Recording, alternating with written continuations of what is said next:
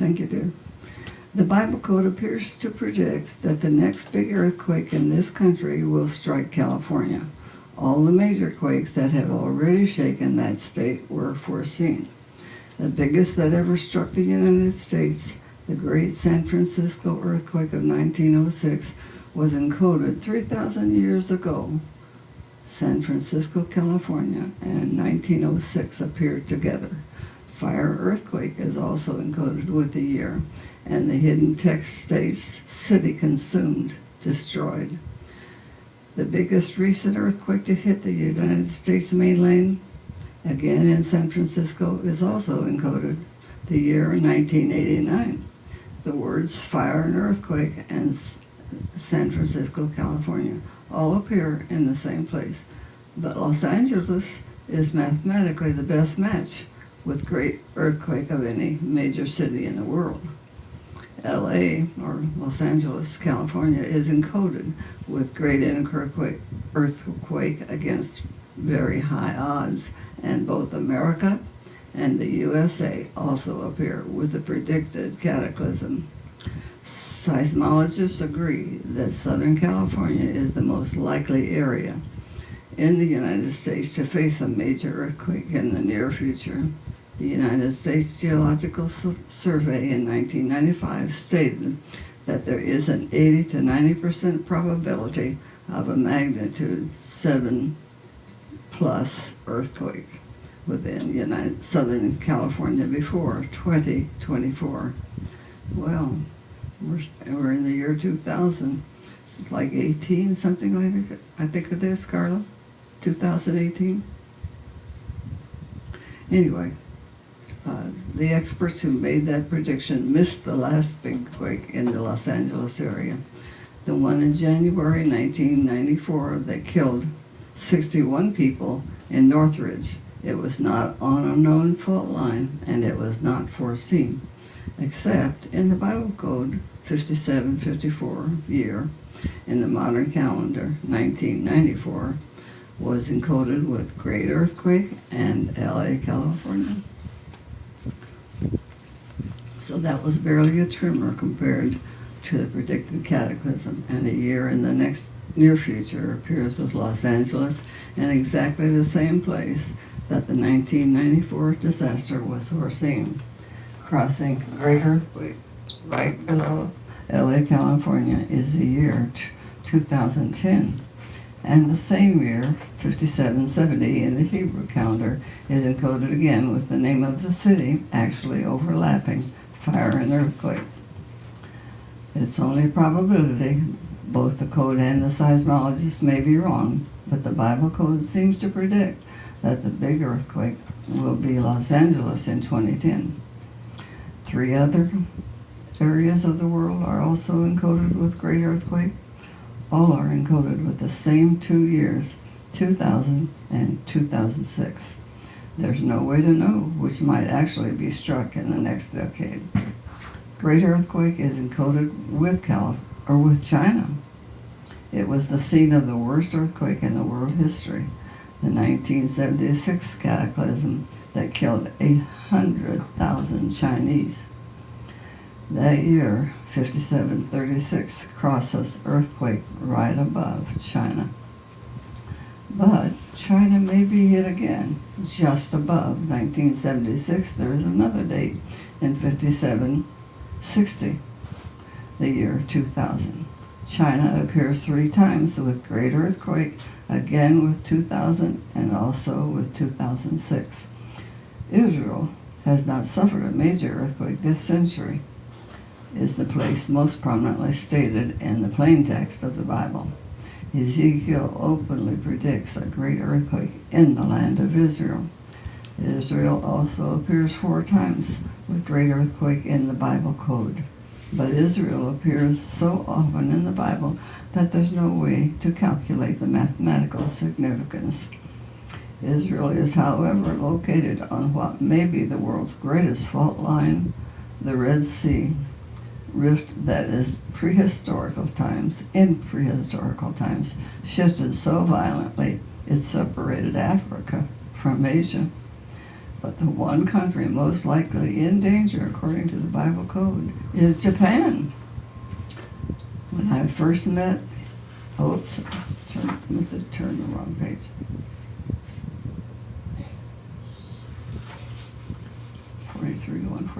When I first met him, my publisher asked me to predict one world event. I declined. I don't know a thing about tomorrow, I told him. I just know what's encoded in the Bible. But he kept insisting, and finally I told him that if one thing seemed likely, it was that Japan was going to suffer a series of major earthquakes. 3 months later, Japan had the worst earthquake in over 30 years.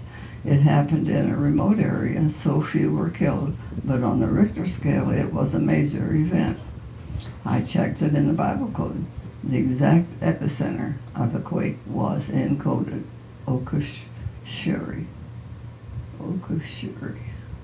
if that's pronouncing it correctly, an island so small that even many Japanese didn't know it existed until the earthquake. The full matrix read, Okushiri, July will be shaken. The earthquake struck on July 12, 1993. Boy, that's getting into this century pretty close. I found that just before a scheduled trip to Japan, I felt compelled to share what I knew. If the Okushiri quake was so accurately encoded, then the other predicted earthquakes might also be real. I went to see the Japanese cabinet minister in charge of earthquake preparedness, Wakako Hironika. Her husband is a famous mathematician, and she was interested but perplexed. What can I do, she asked me. Evacuate Tokyo? In fact, Tokyo will be evacuated, was encoded in the Bible, but not when or why. A year later, the port city of Kobe, capital K-O-B-E, was devastated by a massive earthquake that killed 5,000. That too had been foreseen in the Old Testament. Kobe, Japan, was encoded. With it were the words fire, earthquake, the big one, and the year it happened, 1995, or in Hebrew would have been the year 5755, crossfire and earthquake. Japan is also the country most likely encoded with a future great earthquake. The years 2000 and 2006 appear in the same place. Again, there's no way to know if the stated danger is real, but there seems to be an apocalyptic urgency to the warning about Japan, just as there is about Israel. In fact, in the Bible code, there seems to be an almost eerie link between the two countries. Both are repeatedly stated to be in unprecedented danger. Japan and Israel appear together with the two biblical statements of the end of days. Japan is encoded with Holocaust of Israel. Israel and Japan are again together in the hidden text of the Bible as a single phrase, and the names of the two countries cross the only encoding of Year of the Plague, and Japan is the only country, in addition to Israel, encoded with final battle. A disaster of biblical proportions seems to be threatened throughout the Bible code for both countries. In Israel, the immediate danger appears to be nuclear war. In Japan, the immediate danger appears to be a catastrophic earthquake. And if the entire world might be endangered by the war, the Bible code predicts will start in Israel. The entire world might also be shaken by an earthquake that strikes Japan. Economic collapse is encoded one time in the Bible. The year the last Great Depression started, 1929, is encoded in the same place. Well, I was alive then, so were my parents, and they felt that Great Depression. I think my dad was making $1 a day. Just a comment here. And economic collapse is also encoded with the words earthquake struck Japan.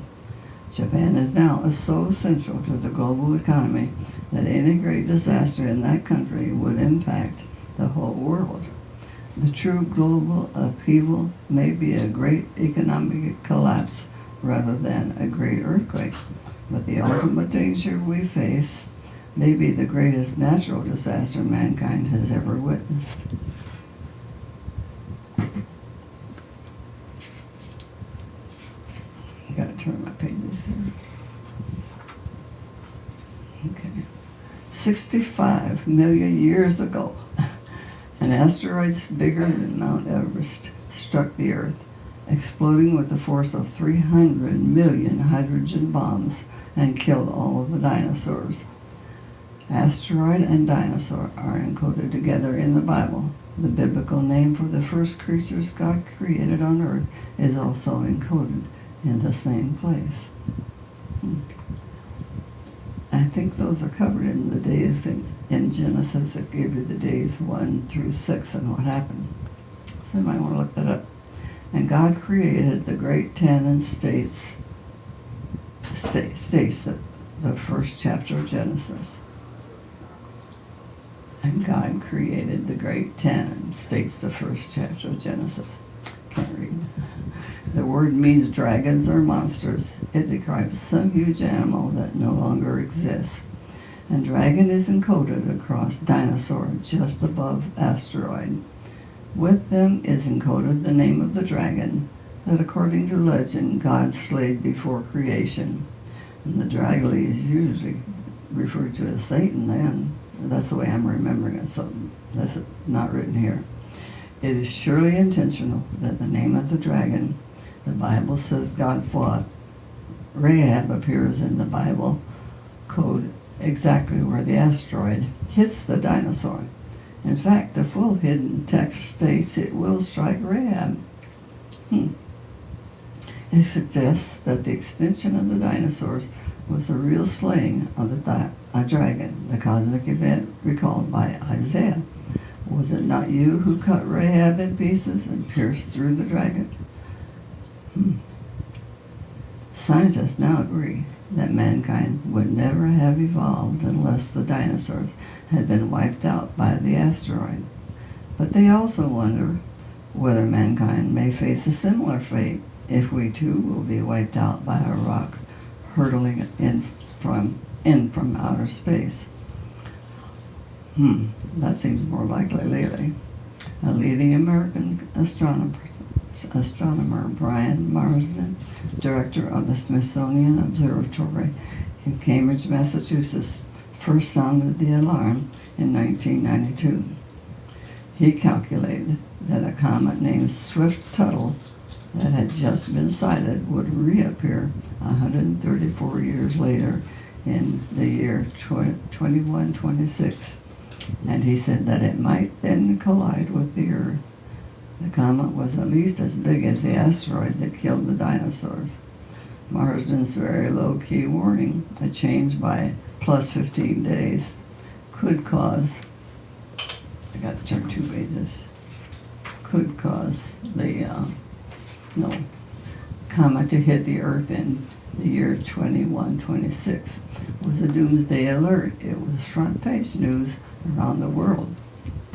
The International Astronomical Union, the World Astronomy Authority, has for the first time issued a warning of a potential collision between Earth and a speeding object from the fringes of the solar system. The New York Times reported this. The size of the comet is in the range that scientists assume is sufficient to end civilization.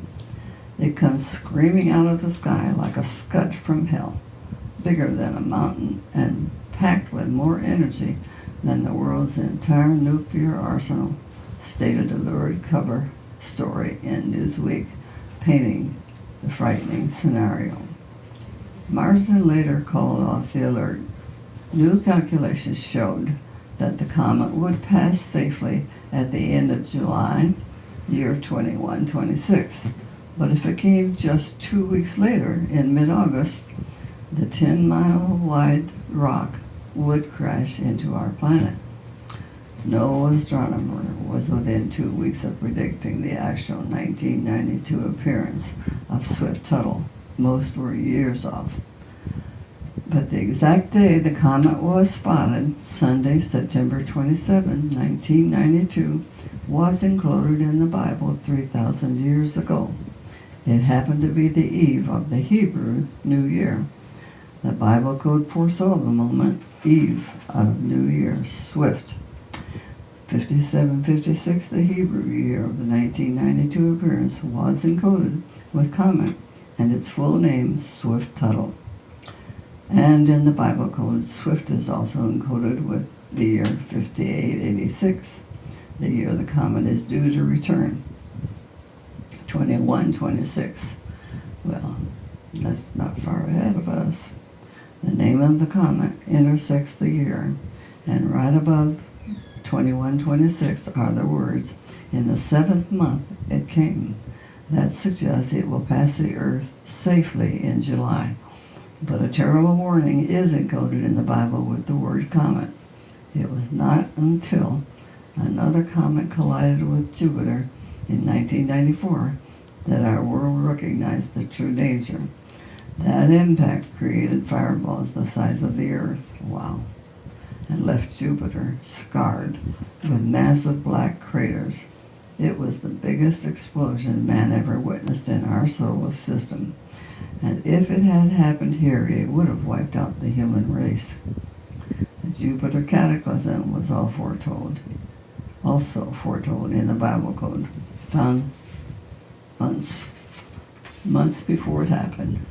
The name of the comet, Shoemaker-Levy, was encoded with the name of the planet, Jupiter, and the exact date of impact, July 16, 1994. In 1995, the Pentagon and NASA began searching the skies for asteroids and comets that might slam into the Earth.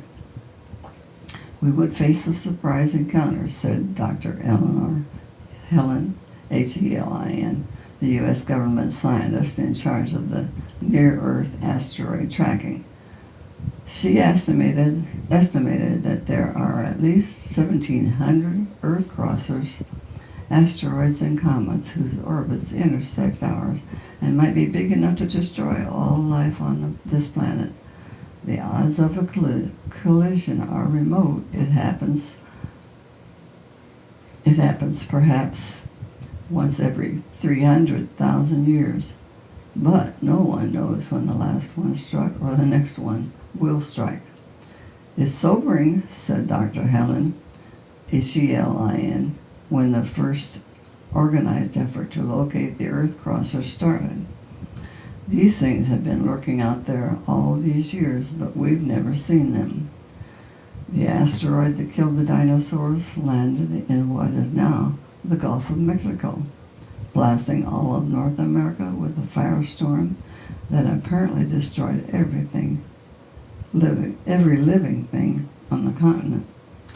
The dust and ashes and debris that shot up from the atmosphere then blotted out the sun across the entire globe, causing worldwide extinctions.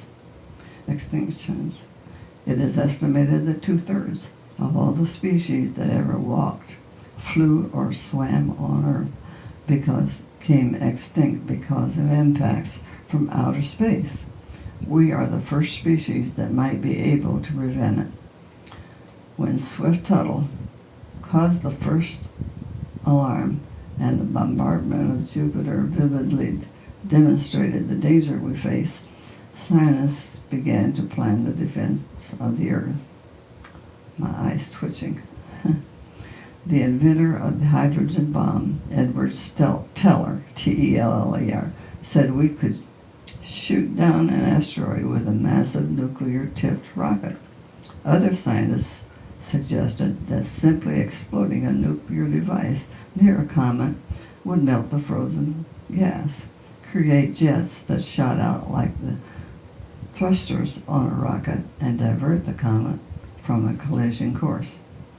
There was even a plan to land a spacecraft on any big rock heading toward Earth, attach rocket engines to it, and steer the comet or asteroid away from this planet. But those are all untried schemes, at best sketchy diagrams, and a few equations, and no one knows how much time, how much warning we might have. It may be only days or weeks, says Gareth Williams, Marsden's colleague at the Smithsonian Observatory.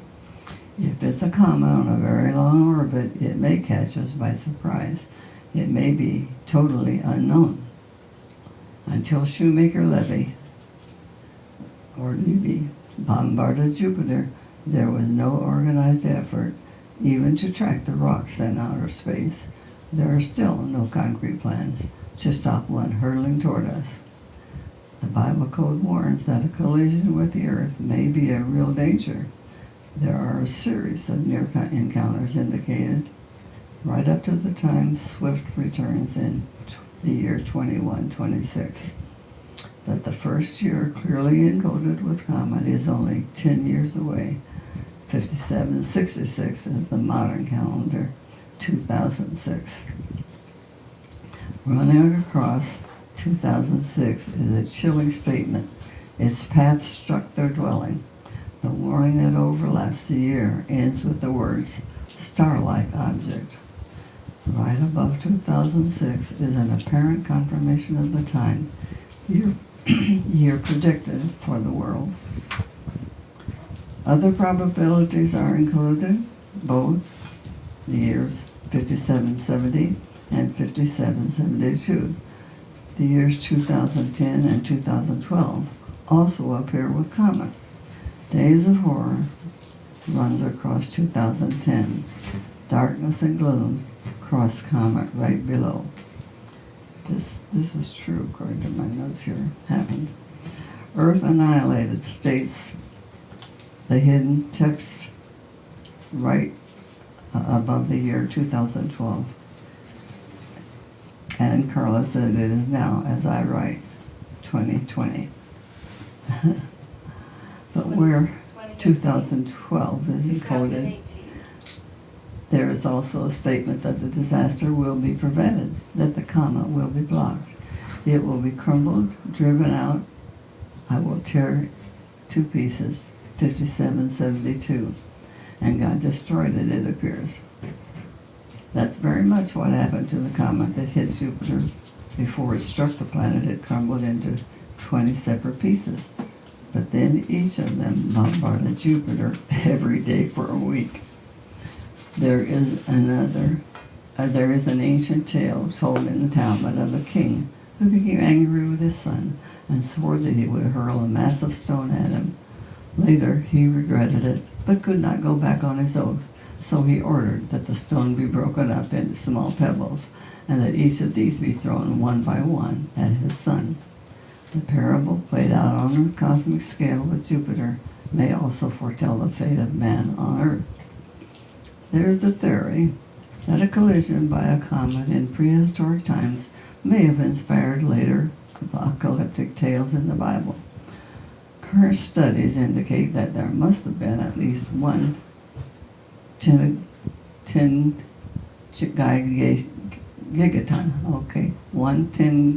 gigaton impact within the past 70,000 years, wrote Timothy Ferris in the New Yorker. A horrific blast which would have blacked out the sun, flooded much of the world, drenched the land with fire and the smell of brimstone, and otherwise brought down a whole biblical apocalypse. But 100 million years may pass between impacts big enough to cause a global extinction, and 1 million years between explosions that could destroy a country, and thousands of years between comets that could level a city. And at the time I discovered that this cosmic danger was encoded in the Bible, the predicted atomic holocaust, the Holocaust of Israel, that might trigger a world war was only weeks away. I kind of remember that. The countdown to what could be the real Armageddon was coming to an end. The Final Days, Chapter 8. When I flew back to Israel at the end of July 1996, the threatened atomic holocaust was just 6 weeks away. On the flight, I read a report in the Jerusalem Post that Prime Minister Netanyahu was about to leave for a meeting with King Hussein in Amman, Jordan. That too had been predicted in the Bible code. I found it a week before Netanyahu was elected, in the same place that his victory was predicted more than 2 months before the just announced trip. July to Amman appeared almost openly in the code, right next to Prime Minister Netanyahu. The newspaper report now confirmed his trip to Jordan. It was scheduled for July 25th, 1996. Oh my God, I said to myself, it is real. Once more, the Bible code had been proven correct. 3,000 years ago, it had predicted that in July 1996, Netanyahu would go to Amman. If the Bible code was right about that, if it was accurate down to the smallest detail, then it was likely also right about the predicted atomic holocaust, the Holocaust of Israel, and the World War. The danger looked very real. Then at the last minute, Netanyahu's trip was suddenly delayed. The night before the Israeli leader was scheduled to leave for Amman, King Hussein fell ill. The Prime Minister did not go to Jordan until August 5th. Was the Bible code wrong? Prime Minister Netanyahu did go to Amman as predicted 3,000 years ago, but it did not go in July, as the code stated. I went to see Eli Rips. I asked him if the Bible code might work like the quantum physics. If it did, then it could not tell us both what and when. The uncertainty principle said it clearly. The more precisely you measured what, the less likely you could measure when. That was why quantum mechanics predicted not one, but many possible futures. Rips did not invoke the uncertainty principle. Instead, he pointed to the word in the Bible code right above July to Amman. It said delayed. Could the Bible code be right about an event but wrong about the date? The question had a special urgency in the final weeks of countdown to possible Armageddon. Right up to September 13, 1996, the last days of Hebrew year 5756, the year of the predicted atomic holocaust, I stayed in close contact with Israeli leaders. 3 days before the date encoded with Holocaust of Israel, I met in New York with the Prime Minister's National Security Advisor, Dori Gold. The next day, I sent a final message to Mossad Chief Danny Yatom, and General Yatom sent back word that Israeli intelligence was on alert. But nothing happened on September 13, 1996. There was no atomic attack. The Hebrew year 5756 came and went, and Israel and the world were still at peace. I was relieved, said the author, but puzzled. Was the Bible code simply wrong, or was the danger real and only delayed? I thought about it all weekend, and on Monday sent Yatom a fax. One last word, and I'm out of the fortune-telling business. The atomic attack predicted for the last days of 5756 was obviously a probability that did not happen, but my guess is that the danger's not over. On several occasions we have seen things happen as predicted, but not when predicted. I urge you to remain alert to what is almost certainly a real danger. I could not be sure the danger was real, but now I had proof that the future was not set in stone.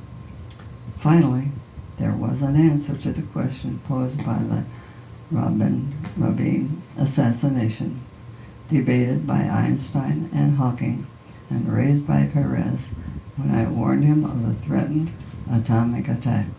If it's predicted, what can we do? The future was encoded in the Bible. Rabin's murder and the Gulf War proved that, but it was not predetermined. It was a series of probabilities, and it could be changed. The question spelled out by the same letters that spelled out the year 5756, will you change it, had been answered. Did the Israelis, warned by the Bible code of an atomic attack, prevent it by being on alert at the time of the predicted danger? Did Prime Minister Perez, by publicly stating the danger 3 days after I met with him, put a stop to a planned terrorist attack? Or was it all changed only by chance when Netanyahu was at the last minute, delayed a diplomatic trip to Jordan? By delaying his trip, the Prime Minister may have saved his life. Death, July to Amman, stated the full hidden text that crossed his name. The word delayed appeared right above. Delayed appeared twice more, with Prime Minister Netanyahu crossing the words, his soul was cut off, and crossing murdered. By saving his life, Netanyahu may have prevented or delayed a war. The next war was encoded with the prediction, it will be after the death of the Prime Minister, another will die. In fact, the full hidden text stated another will die, Av, A-V, naming the Hebrew month equivalent to July. And by forestalling a war in the Middle East, the delayed trip may have prevented a global conflict. Both the plain words of the Bible and the code predict that a final battle, a world war, will start in Israel. So the entire world may have been spared at least for a time by the suddenly canceled trip. Was it really possible that one small change, a trip that took place 10 days late, could make such a huge difference? If it prevented an assassination, yes. World War I was in fact triggered by an assassination. The Austrian Archduke Ferdinand was killed in June 1914, setting off a conflict that within weeks swept all of Europe and Russia and finally brought in the United States. A wrong turn by the Archduke's driver brought the heir to the Austrian throne face to face with his assassin. Gavrilo Princip noted a PBS documentary stating the immediate cause of World War I. In a flash, the whole continent was going to be at war. It is not difficult to imagine that in the already tense Middle East, the assassination of a second Israeli prime minister in less than a year in an Arab capital might set off a war, and an all-out war in the Middle East could quickly become global. Physicists would call it the butterfly effect. It is fundamental to chaos theory. James Gleick, G-L-E-I-C-K, in his book Chaos, cites the butterfly effect. The motion that a butterfly stirring the air today in Peking can transform storm systems next month in New York. Had Netanyahu merely by going to Jordan 10 days late stopped the countdown to Armageddon. In the Bible code, just above World War, there is a date, 9th of Av, is the day of the 3rd. It was the exact day of Netanyahu's scheduled trip to Jordan. July 25, 1996 was the 9th of Av, year 5756 in the ancient Hebrew calendar. It's a cursed date in Jewish history. It is the day that Jerusalem was destroyed by the Babylonians in 586 BC. It is the day that Jerusalem was destroyed by the Romans in 70 AD. All through history, there have been a series of disasters that have befallen the Jews on that date, and it is so feared by the religious that they fast on the 9th of Av and pray for mercy. And now the Bible code stated that on the 9th of Av, a third world war might start, with the third destruction of the holy city, a nuclear attack on Jerusalem. The ancient name for Jerusalem is Ariel. The name used in the original warning in the Apocalypse was in fact encoded between World War and 9th of Av is the day of the 3rd, so as it was predicted in the Bible. But Netanyahu did not go to Amman as scheduled on the 9th of Av and was delayed and again encoded with both the date and the Prime Minister's name. In fact, both Bibi and delayed are encoded with the 9th of Av, year 5756. In the same verse, there is an interwoven hidden text that states 5 futures, 5 roads. It was a clear statement that the future had been changed. It also seemed a clear statement that there were many possible futures and that the Bible code revealed each of them. Why didn't the Bible code just tell us the final outcome, the one real future? Everything is foreseen, but freedom of action is given, states the Talmud, the ancient commentary on biblical law, the Talmud, the Old Testament. For almost 2,000 years, sages have debated the apparent paradox. How can there be human free will if God knows everything in advance? The Bible code makes that question real for the modern world. It forces us to ask the question Prime Minister asked me. If it's predicted, what can we do? It's a warning, not a prediction. I told the Israeli leader, what we do determines the outcome. I tried to say it with total confidence because I wanted to believe it and I wanted him to believe it. But later I discussed the apparent paradox with Eli Rips. I don't know if what is foreseen can be changed, said Rips. I have thought about it a lot, and I once thought I knew the answer, but now I don't know. I told Rips that it seemed to me there were 2 ways to read the famous lines from the Talmud, the Old Testament. First, that we have free will, but what we choose to do is known before we do it. And second, that although the entire future is foreseen, we can change it. I can't accept that we can change what was foreseen, said Rips, because all the changes we make were also known to God in advance. I used to think that our future was foreseen, period. Rips continued, but the Bible code caused me to realize there is another alternative. All our possible futures were foreseen, and we are choosing among them. That is why both July to Amman and delayed were encoded. That is why 1996 was encoded with atomic holocaust, but the danger was also encoded with several other years.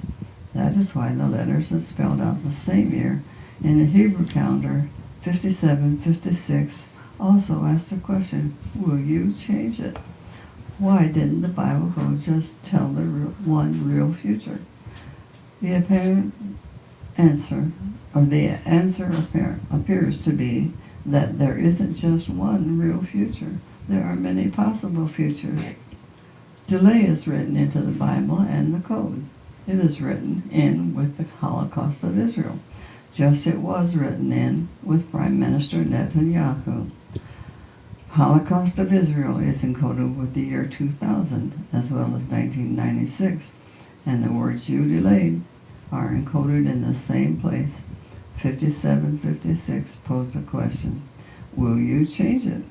The hidden text starting at the same letter that begins to spell out 5760 gives the answer, you delayed. Delay is written in with the year of the plague, where Israel and Japan crossed those words. The same code sequence states they delayed the year of the plague. Delay is written in with World War, where the years 2000 and 2006 are encoded.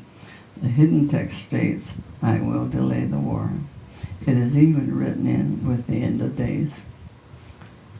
Every time the end of days appears in the plain text of the Bible, the word delayed appears in the hidden text. In Genesis 49:1 to 2 and 2, where Jacob tells his sons what will befall them in the end of days, the delay is inherent in the very name of the patriarch.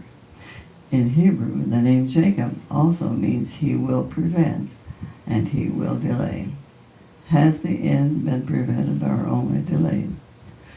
When Moses tells the ancient Israelites what will happen in the end of days, the hidden text appears to say delayed. In Deuteronomy 31:29, Moses' warning that evil will befall you in the end of days is preceded by a hidden text that states, you knew it will be delayed. And in Numbers 24:14, where the sorcerer Balaam foretells the end of the days, the words that are encoded with both atomic holocaust and world war, the hidden text states, friend delayed. Friend delayed overlaps the fire shook the nation, and the hidden text in the same verse also states, I will advise you what, and I will advise you when. The friend is not identified, but he appears to be whoever encoded the Bible. It is not yet clear if the end will come, when the day's stated delay will be over. But one thing is clear, delay is written into all the original prophecies of the end of days. Armageddon has not been prevented according to the code, only delayed.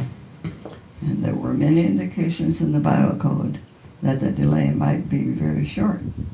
Prime Minister Netanyahu is encoded with the current year, 5757, and the Hebrew year that began in September 1996 and ends in October 1997 is also the year most clearly encoded with his adversary, the Palestinian leader Arafat. Just 2 weeks into the new year, tensions in Israel once more exploded. On Wednesday, September 25, 1996, open warfare broke out in Israel. For 3 days, Palestinian police fought Israeli soldiers who responded with helicopter gunships and sent tanks into the West Bank for the first time since the 1967 Six-Day War. The death toll was 73 and hundreds were wounded. What was most striking was how quickly the battle began, how suddenly apparent peace in Israel became a shooting war. I called Eli Rips in Jerusalem. My own judgment is that the prospect of war is now a high probability, said Rips. I'm not speaking now as a mathematician or from the Bible code, but only as an Israeli observing the sudden outbreak of armed conflict. The immediate cause of the violence was the opening of a tunnel under the Temple Mount in Jerusalem, the site of both the Jews' holiest shrine, the Wailing Wall, the remains of the ancient temple, and of Islam's third holiest shrine, the Dome of the Rock.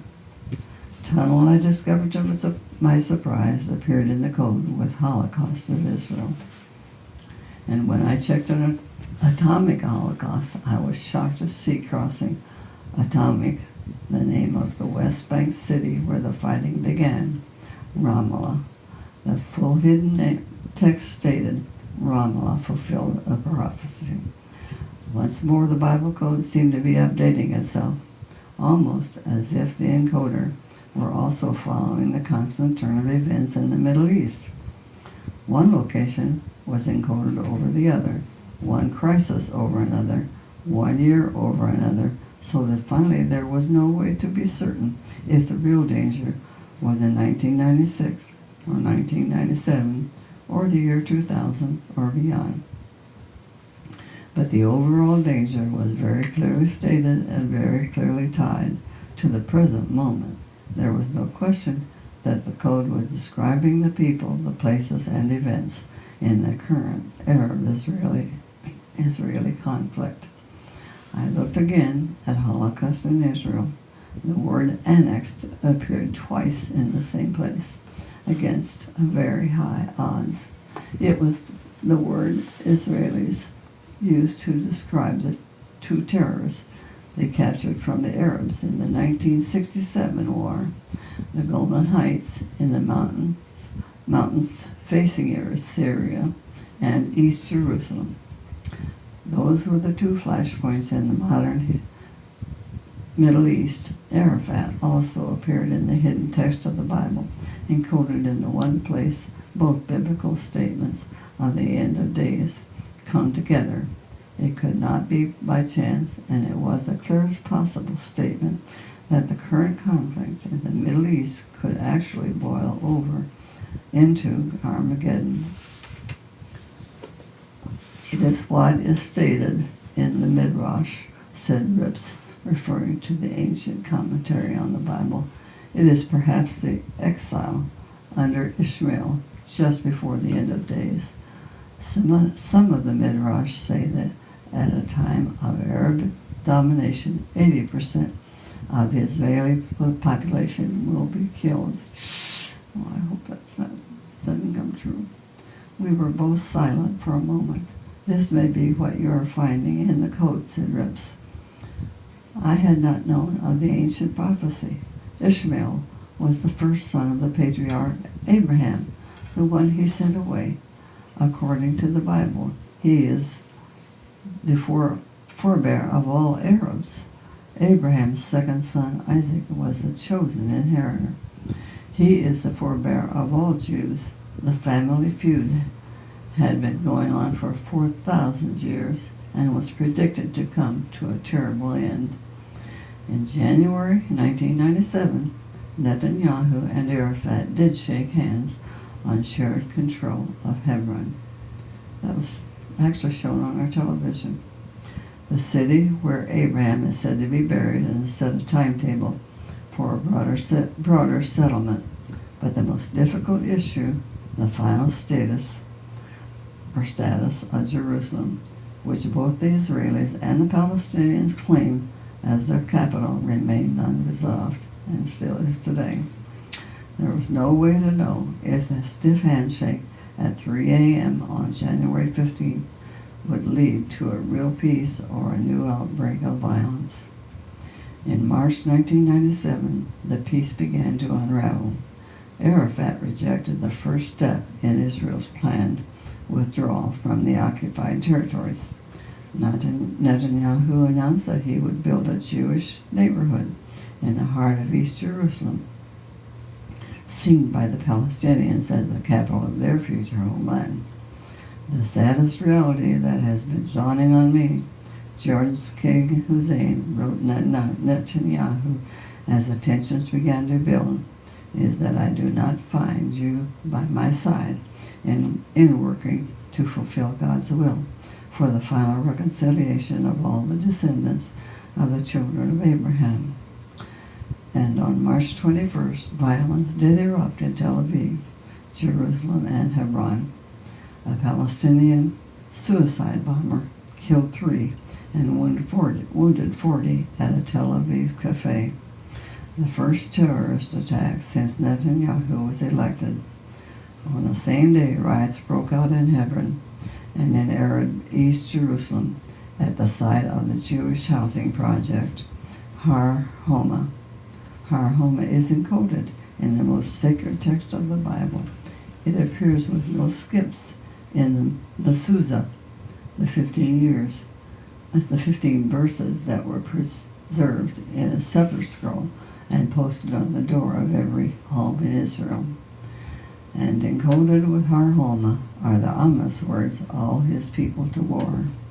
All his people to war, the words in the Bible code originally found with the Rabin assassination, and found again with the wave of bombings in Jerusalem and Tel Aviv that shattered the peace Rabin had forged with Arafat, had once more in September 1996 and March 1997 become a reality. And those same words also appeared with the ultimate danger, atomic holocaust. Each spark that might set off the Holocaust was foreseen, but until each crisis came to an end, there was no way to know if it was just another skirmish in a 4,000-year-old feud or the beginning of Armageddon. It may be impossible to know both what and when. Physics has given up, and Richard P. Feynman, is that Feynman? The Nobel laureate, many considered the greatest scientist since Einstein. We do not know how to predict what will happen in a given circumstance. The only thing that can be predicted is the probability of different events. We can only predict the odds. And yet quantum physics is a highly successful branch of science. It works, perhaps because it recognizes uncertainty as part of reality. In the same way, the Bible code works, again, because it recognizes uncertainty as part of reality. Our world is clearly reflected in it, said Ribbs. It is as if we were looking into a mirror. Our efforts to see the future and to do something about it both probably play a role. I think that is a very complicated, interactive event. Ribbs said that when he was working at his computer, searching for information in the code, he sometimes felt like he was online with another intelligence. The Bible code is not really responding now, he explained. It just foresaw everything all at once in advance. According to Ribbs, the whole Bible code had to be written at once in a single flash. We experience it like we experience a hologram. It looks different when we look at it from a new angle, but the image, of course, is pre-recorded. It is the history of the human race recorded more than 3,000 years ahead of time. It does not tell the story sequentially, but all at once. Modern events overlap ancient events. The future is encoded in verses that tell of the biblical past. One verse might contain within it the stories of then and now and 100 years from now. The problem is how we decipher it all, said Ribbs. It is very clearly non-random, but it is as if we had an intelligence report in which we can read only one of every 20 words. Ribbs was, as always, cautious. This is the product of a higher intelligence, he said. It may want us to understand, but it may not want us to understand. The code may not reveal the future to us unless we are worthy. I didn't agree. And if the world was really in danger, it hardly mattered whether we were worthy. The encoder, if he was good, would surely warn us. And he has, my words. At the end, there was an unbridgeable gap. Ribbs was religious. I was not. For me, there was always the question, who encoded the Bible? What was his motive? And where was he now? For Ribbs, there was always an answer, and the answer was God. At the end of my 5-year investigation, I did find final proof that the Bible code itself is real, and chilling evidence that the world may have come closer to disaster in 1996 than we will ever know. Our narrow escape in 1996 was clearly stated in the plain text of Isaiah, the first apocalypse, the one book of the Bible found intact among the Dead Sea Scrolls, the one that seemed to predict an atomic attack on Jerusalem. It was not hidden in a code. It was openly stated in the plain words of the 2,500-year-old scroll. The year was revealed in a unique verse, one that told the future backwards. The foremost translator of ancient Hebrew texts, Rabbi Adin Steinsaltz, the man Time magazine once called a once-in-a-millennium scholar, pointed that verse out to me. I went to see Steinsaltz when I first heard about the Bible code. The rabbi is also a scientist, and I wanted to see what he thought about a code in the Bible that predicted the future, foretold events that happened thousands of years after the Bible was written, and reported in detail a future that did not yet exist. In the Bible, time is reversed, said Steinsaltz, noting an odd quirk in the original Hebrew text of the Old Testament. The future is always written in the past tense, and the past is always written in the future tense. Why, I asked. No one knows, he said. We may be moving against the stream of time, said Steinsaltz, noting that the laws of physics are time symmetric, that they run just as well backwards as forwards in time. He opened his Bible looking for a passage from the first of the prophets, Isaiah. Here in Isaiah it says that you need to look backwards to see the future, he said. Where Isaiah says, tell the things that are to come hereafter, you can translate the same words to read, they told the future backwards. In fact, you can translate the same words to read, tell the letters in reverse. It's like mirror writing. I looked at the letters backwards, but found no startling revelation. Only years later, after I discovered that Isaiah seemed to foretell an atomic attack, did I look at that same verse again. Isaiah 41:23 states, tell the things that are to come to hereafter, and we will be dismayed and behold it together. And now when I looked at the letters in reverse, the future told backwards, I saw that the mirror writing spelled out a year, 5756. It was not in a code, it was just there. In the 2,500-year-old verse that told the future backwards, 1996, the year of the threatened atomic holocaust, was plainly stated, and so was the delay. Overlapping 5756, the reverse text openly stated they changed the time.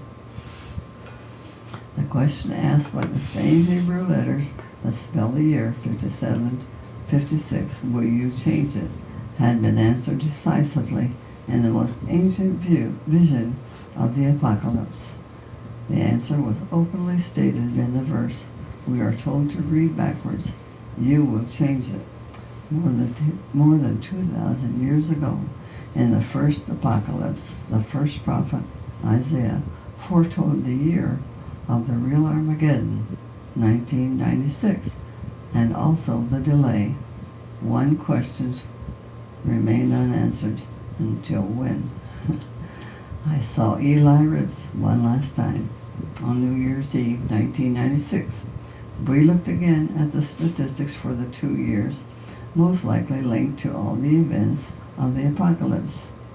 The years 2000 and 2006 in the ancient calendar, 5760 and 5766, were the only 2 years in the next 100 that matched both atomic holocaust and world war. All the dangers stated in the code, the end of days, Holocaust of Israel, even great earthquake also matched in 5766. Rips calculated the odds. They were at least 1,000 to 1. It is something exceptional, really remarkable, said Rips. Someone intentionally put this information into the Torah. That much was clear, but neither of us knew if the danger was real. I told Rips that I could not fully believe it, because I still could not accept the open prophecy of the Bible. I still could not accept that there really would be an end of days. If you accept the hidden statement in the Torah, said Rips, then you should also accept the open statement. There was a logic to what he said. There was no doubt that the computerized code appeared to support the long-known prophecy of the Bible, and yet for me there was a difference. I had seen one come true and not the other. I believed the Bible code was real the day Rabin was killed. I explained. Recall in a moment. I was at a train station, leaning against a wall, talking to a friend on a payphone. Suddenly he erupted and said, "Wait a minute, I want to hear the news about Rabin." I had been out all day, I hadn't heard anything, but I instantly knew that the prediction had come true, that Rabin was dead. I slid down the wall all the way to the floor, and I said to myself, but out loud, oh my God, it's real. Rips said he understood. It was my own feeling exactly when the Scud missiles were fired at Israel on the second day of the Gulf War, on the date we found 3 weeks in advance in the Bible Code, he said. I was in a sealed room with my whole family, my wife, my 5 young children, and I were all wearing gas masks. We could hear the air raid sirens outside. It was 2 a.m. on the 3rd of Shevat, January 18, 1991. That was the day that had been encoded. I knew the missiles were flying at us. We heard that Tel Aviv had already been hit, and all I could think was, it works, the code works.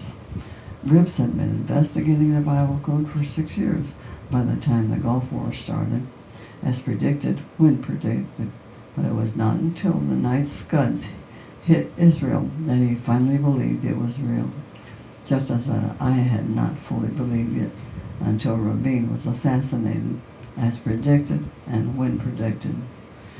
I believed it before as a mathematician, said Rips, but this was quite another perspective. It was an odd moment of joy in that sealed room, waiting for the missile to strike. Another scientist had once told me of similar mixed feelings, how he had felt when he discovered that all life on Earth might be doomed. I wrote the first cover story about that apocalyptic warning. Sherry Rowland's discovery that the ozone was being destroyed by man-made chemicals at a time when he was dismissed as a crackpot, when everyone was calling him Chicken Little. And now I remembered what he told me when he was proven right and won the Nobel Prize. There was no moment of eureka, really, said Rowland. I just came home one night and told my wife, the work is going very well, but it looks like the end of the world. Now on New Year's Eve in Jerusalem, in the city that the Bible Code warned would be the target of an atomic attack that might have triggered the real Armageddon, I told Eli Rips that story, and we both laughed. But I could not forget that, according to the Bible Code, within 10 years an atomic holocaust in Israel might trigger a third world war, that we might already be in the real end of days. There's no way to ignore the clear fact that a computerized code in the Bible, confirmed by some of the most famous mathematicians in the world, a code that actually predicted the Gulf War, the collision of a comet with Jupiter, and the assassination of Rabin, also seems to state that the apocalypse starts now, that within a decade we may face the real Armageddon, a nuclear world war. But the Bible Code is more than a warning. It may be information we need to prevent the predicted disaster. God will say, a code will save appears right above atomic holocaust, just below the end of days. It is not a promise of divine salvation. It is not a threat of inevitable doom. It is just information. The message of the Bible Code is that we can save ourselves. In the end, what we do determines the outcome. So we are left where we have always been, with one big difference. We now know that we are not alone. And this is the Coda, another chapter. Reporters generally tell what has happened, not what will happen. Usually people wait for things to occur before trying to describe them, wrote Jonathan Schell in his definitive book about the nuclear threat, The Fate of the Earth. But since we cannot afford under any circumstances to let a Holocaust occur, we are forced in this one case to become the historians of the future. In the days after Yitzhak Rabin was murdered, I reluctantly came to the same conclusion. I know why you're involved in this, I told Rips late one night, a few days after Rabin was killed, and there was no longer any doubt that the Bible Code was real. You're a mathematician, you're religious, and you read the Bible every day. But I don't know why I'm involved. I'm not religious. I don't even believe in God. I'm a total skeptic. There's no one who would be harder to persuade this is real than me. That's why you're involved, said Rips. You can tell the modern world about the Bible code. I'm just a reporter who stumbled onto this, I replied. But exactly the moment the Bible code became life and death reality, we discovered that the code also predicted an atomic holocaust in Israel, an attack that might trigger the first nuclear world war. I felt compelled to warn both Peres and Netanyahu that the code seemed to predict an atomic attack, as I had warned Rabin that the code predicted his assassination. I never imagined that I would ultimately find myself searching for the details of the real apocalypse. I never imagined that the end of days would be encoded in the Bible with the current year. I never imagined that the long-known biblical prophecies of Armageddon might on some level be real. I had been a reporter all my life. I started out on the night police beat. I always had a very flat-footed, down-to-earth view of reality, and I was determined to deal with this story the same way I dealt with every other story. There were two problems. I could not get a face-to-face interview with the encoder, and I could not check out the facts in the future. Is the Bible code merely giving a scientific gloss to millennium fever, or is it warning us, perhaps just in time, of a very real danger?